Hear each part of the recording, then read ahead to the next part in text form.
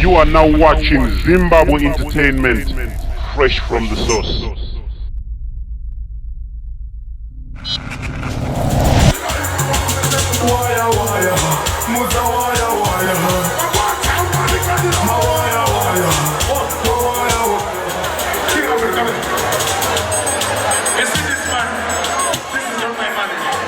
It's King Alfred Bash. You understand?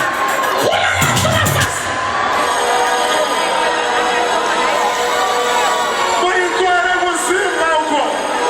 I ain't got to. What to do? Yeah. And I'm not what I'm talking about. I declare it. Only what's the case of Gosso? That's why I'm a sister.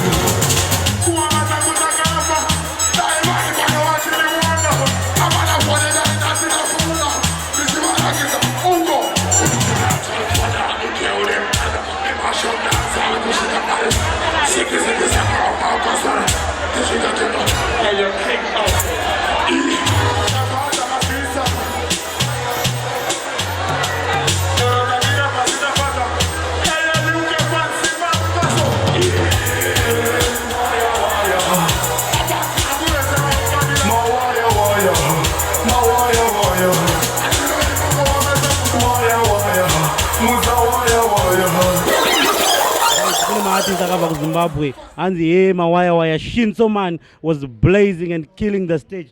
Happy birthday, King Alfred, from Zimbabwe Entertainment and all the Zimbabwe Entertainment fans. Happy birthday, King. Happy birthday to you. I salute you. I've just run out of words. I just salute you.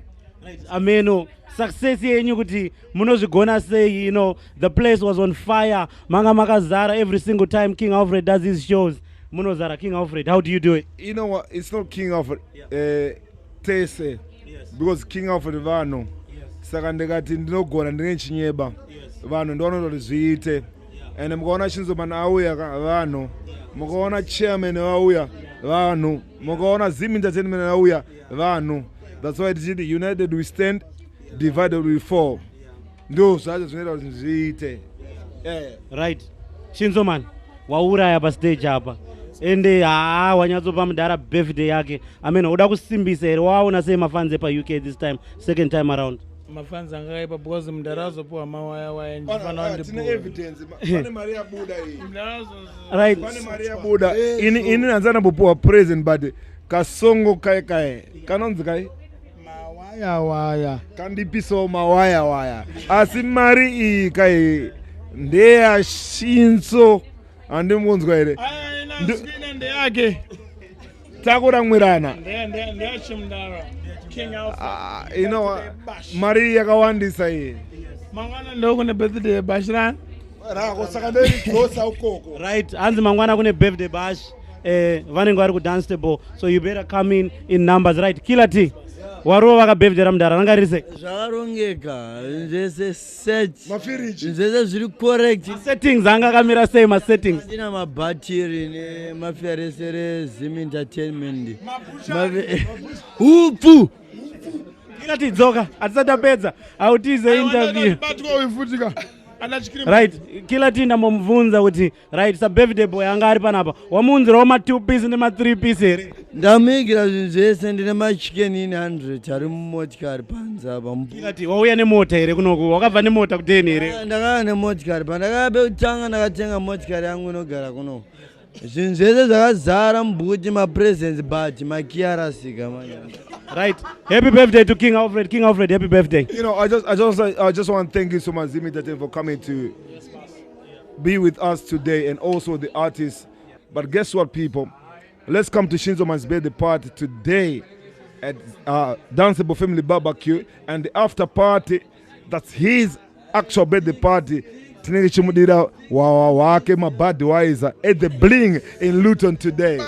Right, before you leave King Alfred, Shinzo man, right, rovera mdara happy birthday song. Freestyle acapella yawo special. Thank you. this one King Alfred mukandire mawaya wanga nekuti angwini ndamukandira mawaya Zim Entertainment mukandiroga mawaya. Right, you've been watching Zimbabwe Entertainment live in Dunstable. King Alfred birthday bash, Mazuona. You're gonna see the videos, right? Thank you very much, King Alfred. Thank you so much, Zim Entertainment. Thank you, Zim. Shinzo man. Thank you.